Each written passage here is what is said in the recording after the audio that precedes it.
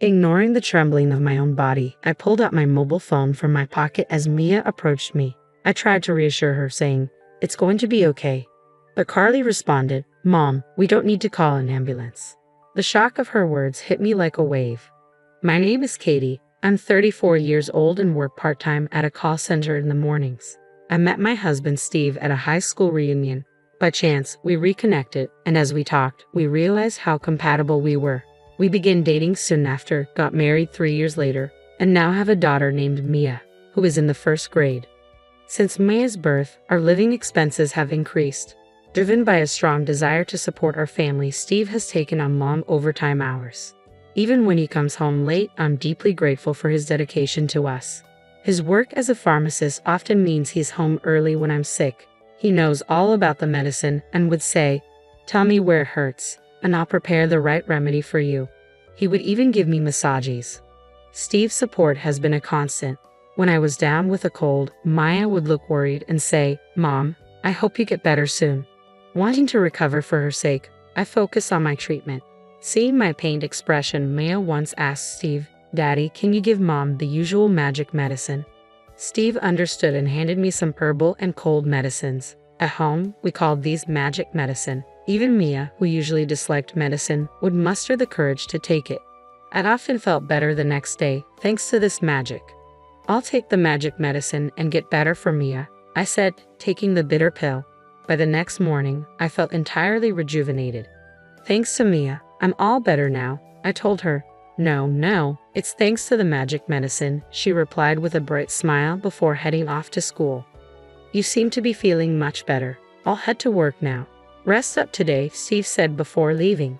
Feeling grateful for their concern, I decided to make a lavish dinner that night, hoping it might be mistaken for a special occasion. I began preparing the ingredients. When Maya returned from school around 3, she was ecstatic. My friends and I were talking about the delicious smell in the air. "And it's your cooking, Mom. I can't wait for dinner," she said excitedly and quickly finished her homework. Seeing her happy face made me feel that the extra effort I put into cooking was worth it. As evening approached, I set the table, thinking Steve would be home soon. Maya helped by lining up the drinking glasses. Just then, my cell phone rang. It was Steve. His voice sounded rushed. "I was planning to come home early today, but a coworker has a serious personal issue. I want to treat him to dinner and listen to him, so don't worry about dinner for me tonight." "I'm really sorry," he said quickly before hanging up. I was left wondering if it was truly that urgent. I called out to Mia. "Daddy says he has an important talk with someone from work tonight, so he won't be able to eat dinner with us. It's a pity, but let's just enjoy our meal, just the two of us." Upon hearing this, Maya's face fell. "Daddy's not eating even though you worked so hard to make dinner," she said, trying to hide her sadness. Seeing her disappointment made me genuinely upset, but her understanding helped me cope. "As long as you eat it, Mia, I'm happy. Thank you for being so understanding," I said. "Okay, let's enjoy dinner together then," Maya agreed. We had our meal, washed the dishes, and savored dessert. We spent the evening waiting for Steve, but no matter how long we waited, he didn't come home. I wondered where Daddy was. I had hoped he'd be back for dessert. "I'm worried too, but it's getting late," I said to Mia. "Let's head to bed." Despite our concerns, Steve didn't return that night, and we went to bed. He didn't come home until around 5 o'clock the next morning. I heard the front door open as I was preparing breakfast and packing lunch boxes. I went to the entrance to find Steve there, looking tired. "I'm so sorry," he said immediately. "I missed the last train and had to wait for the first one in the morning. I'm really sorry for not coming home." Seeing how significant the issue with his coworker was, I didn't feel like blaming him. "Why don't you take a shower first? By the time you're out, breakfast should be ready," I suggested. "Thanks, I'll do that," Steve replied. A little later, Maya woke up and the three of us had breakfast together. Maya eagerly told Steve about the meal from last night. "Daddy, why didn't you come home? Mom made a really delicious dinner." "I'm sorry, Mia," Steve said. "I promise I'll be home early today." With that promise, we went our separate ways for the day. After work, I went to the grocery store. I had a simple menu in mind, planning to make an omelette, Maya's favorite. While shopping, I ran into the mother of one of Maya's friends. "Oh, Maya's mom. It's been a while. How have you been?" she asked.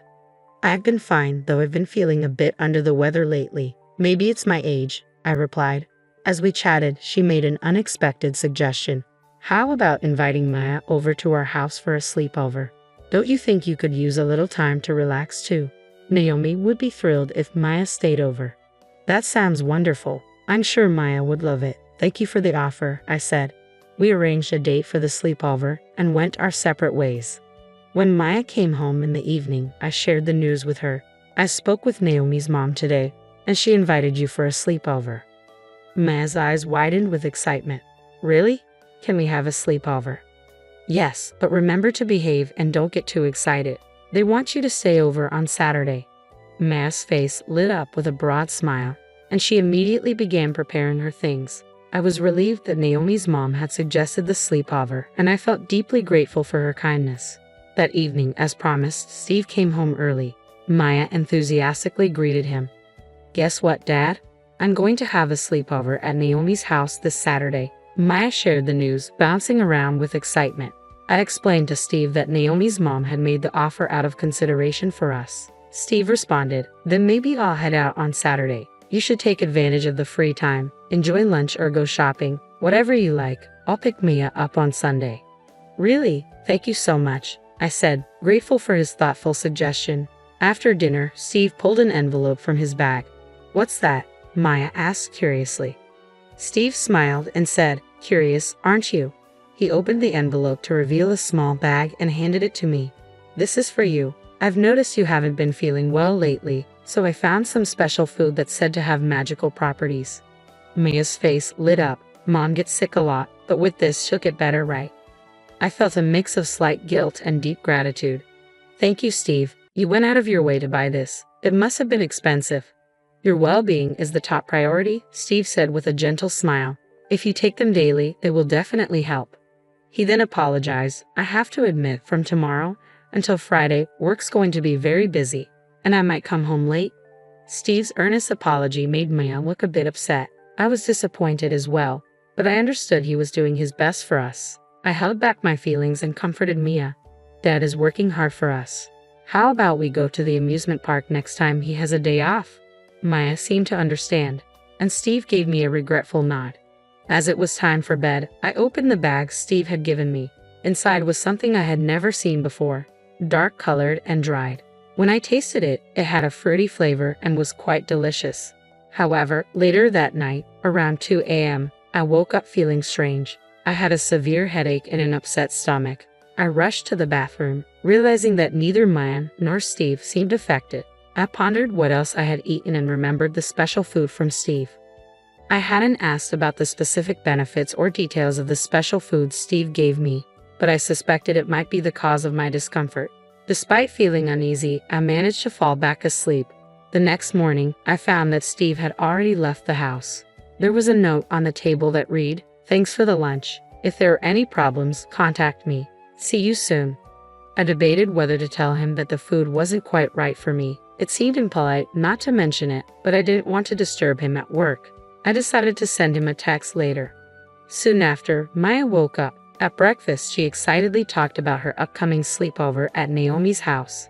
After we got ready, we both left the house. Won't we see Dad until Friday? Maya asked.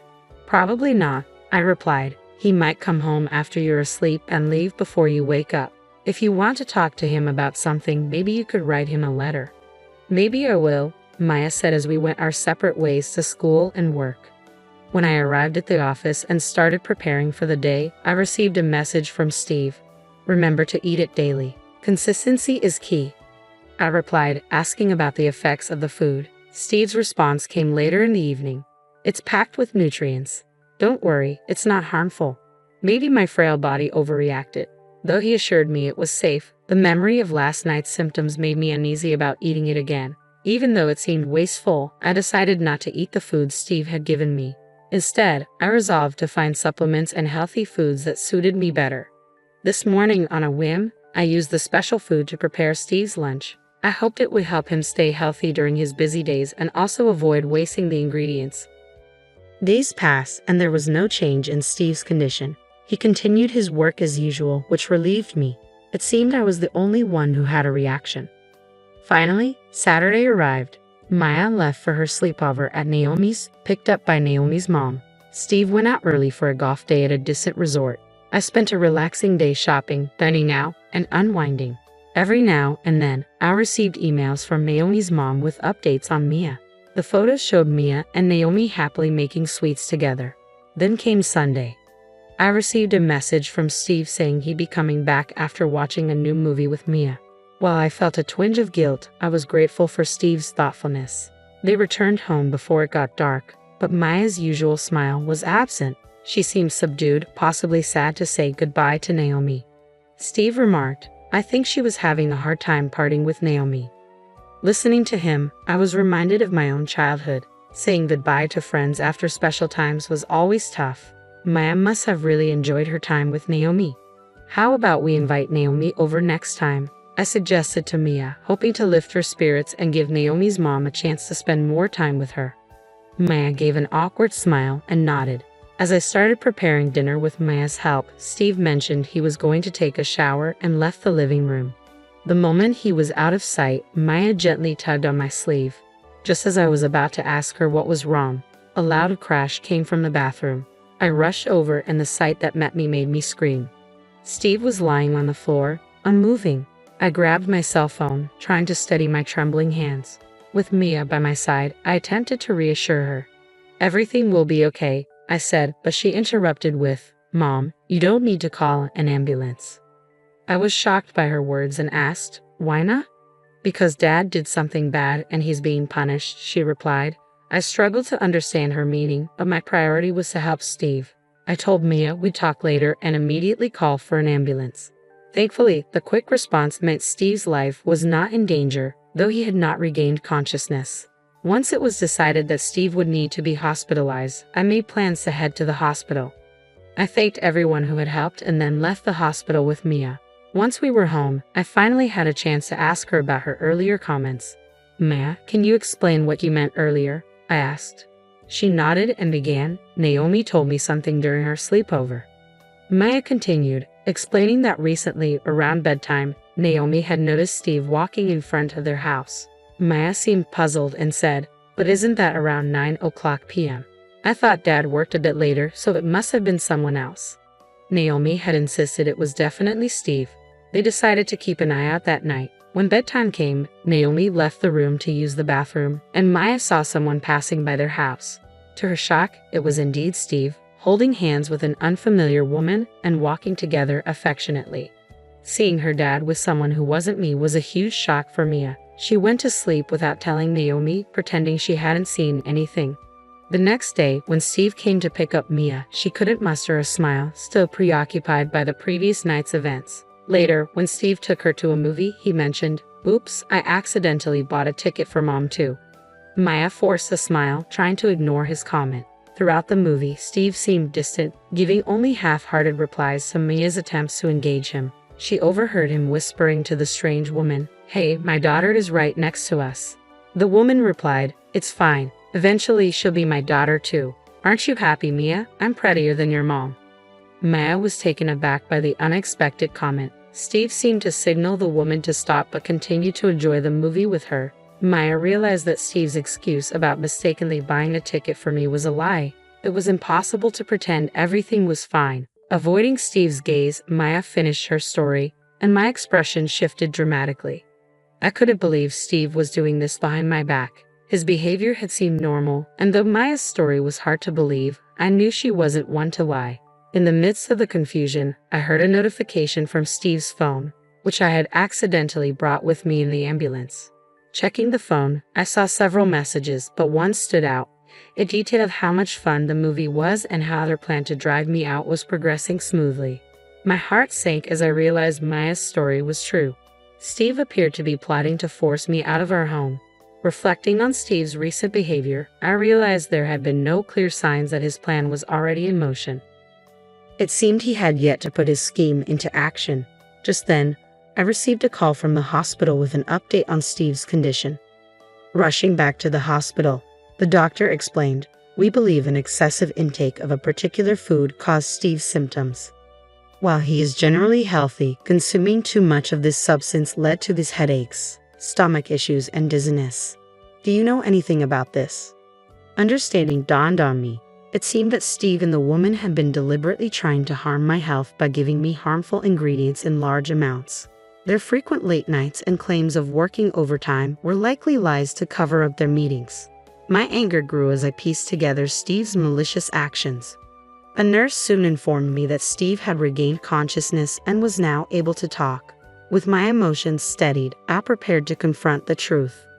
I decided to visit Steve's hospital room. Thankfully, my parents' home was only a 20-minute drive from the hospital, so I left Mia with my mother, saying, "Mommy needs to have an important talk with Daddy. Stay with Grandma while we talk, okay?" Mia, though silent, seemed to understand the gravity of the situation. Her young face betrayed a mix of concern and maturity, which only deepened my feelings of guilt for involving her in this mess. My anger towards Steve for his betrayal, especially in front of our daughter, was overwhelming. Standing outside Steve's hospital room, I tried to steady my nerves. Just before knocking, I overheard voices through the door and saw an unfamiliar woman through the window. Curiosity got the better of me, and I cracked the door open slightly to listen. "Even after you collapse, your wife hasn't shown up. How cold-hearted can she be?" One voice sneered. "You should just get a divorce," the woman responded. "She's still around, isn't she? Stubborn." The conversation confirmed my worst fears. This woman was clearly involved in Steve's scheme. Unable to contain my anger, I knocked loudly and swung the door open. Steve and the woman turned to look at me, startled. "Did I interrupt something?" I asked, my voice cold. Their faces went pale. The woman, who had been seated, quickly stood up, attempting to hide her shock. "Oh, you're his wife, right? I'm just a colleague from his office. I'll be on my way now," she said, trying to leave. I wasn't about to let her go that easily. I blocked her path. "Since you've taken the time to visit, why don't you stay a while?" I said with a forced smile. Her uncertainty was palpable. "Yeah, why not stay a bit longer?" I pressed, the tension in the room thickening. Steve tried to play it cool but failed to hide his discomfort. My voice trembled slightly, betraying the intensity of the situation. The woman flinched at the smallest movement from me. I decided not to drag this out and got straight to the point. "You're having an affair with her, aren't you?" Caught off guard, Steve responded quickly. "What are you talking about? That's not true. She's just a coworker." "Really?" I retorted. "So, you're watching movies with just a coworker, bringing our daughter along, and joking about her becoming your future wife?" Neither Steve nor the woman could respond. They looked down in shame. I pressed on. "And that food I got from you, I tried it, even though I suspected it might not be right for me. I ended up using it in your lunch." Steve's calm demeanor shattered. He shouted, "Why would you do that? Is that why I passed out?" "Really? I had no idea it was that dangerous," I replied. "You said it was good and healthy. I just wanted to give you a boost." "Well, it looks like your plan to hospitalize me backfired," I said with a smirk. "I bet you didn't expect it to be in your own lunch, did you?" Steve was left speechless, his expression a mix of devastation and disbelief. I turned to the woman and said, "So, you're the one who seduced a married man, aren't you? Don't think you're blameless in this situation. Expect some kind of revenge from me." I glared at her, and she faltered, stepping back. "Why should I?" Steve approached me first. He said he needed comfort. "I'm a victim too," she stammered. "Oh, really?" I responded sharply. "So, you're saying he initiated everything? In that case, can we see your messages with him? If you're truly the victim, there wouldn't be any explicit advances from you, right?" The woman hesitated, clearly realizing her scheme had unraveled. Her tone shifted abruptly. "I'm sorry. I apologize. Please just forgive me this once." "No matter how much you apologize, I can't forgive this," I said, my voice steady. I turned and walked out, leaving the two of them pale and tearful. I returned to my parents' house, where Maya was waiting. "Welcome back. Maya's been such a good girl. Thank you for taking care of her on such short notice," my mother said warmly. I took a deep breath and explained, "I'm planning on divorcing Steve. Is it alright if we stay here for a while?" My mother's initial shock quickly turned into support as I recounted the whole story. "That's what happened then. Stay here. I'll help you get your things." "Don't worry," she said firmly, offering both me and Maya her unwavering support. Her kindness touched me deeply, and tears welled up in my eyes. I carefully explained the situation to Mia. "Daddy was close with someone else besides Mommy, and I don't like him anymore. I'd rather stay here with Grandma." Despite her young age, Maya seemed to grasp the seriousness of Steve's actions. "Thank you, Mia. From now on, I'll protect your smile for both of us, I promised her. Later, when my father returned from work, we went to the house we had shared with Steve. We quickly packed up our things and left. After the dramatic events, Steve was discharged from the hospital. When he came home, my father and I went to discuss matters with him. As soon as Steve saw me, he immediately apologized. I'm truly sorry. I've realized that Katie and Maya are my treasures. I'll completely cut ties with that woman. Please forgive me. Despite his belated remorse, my heart had hardened. I can't imagine getting back with someone who planned to betray me. Please sign the affidavit of the defendant from the court, I said, my irritation evident. My father, standing behind me, added, Listen, Steve, I can't let my precious daughter live with someone like you. If you care about Katie and Maya's future, you need to finalize the divorce quickly. Faced with my father's stern words, Steve agreed, tears streaming down his face. I'll be seeking property division and compensation from you and that woman, so be prepared. This isn't over, I said coldly before leaving with my father. In the following days, I received a substantial amount of money from Steve and the woman for child support and living expenses. News of their affairs spread quickly through their company, severely damaging their reputations. Overwhelmed by the negative publicity, the woman resigned and soon found herself burdened with debt from her payments to me. Steve's prospects for promotion disappeared, and his reputation plummeted. He was increasingly shunned by everyone. Meanwhile, I transitioned from part-time to full-time work, dedicating myself even more to my job. My hard work was recognized, leading to an increase in my salary and a more fulfilling life. Maya's happiness became my top priority, and I am committed to supporting her so that we can enjoy each day together.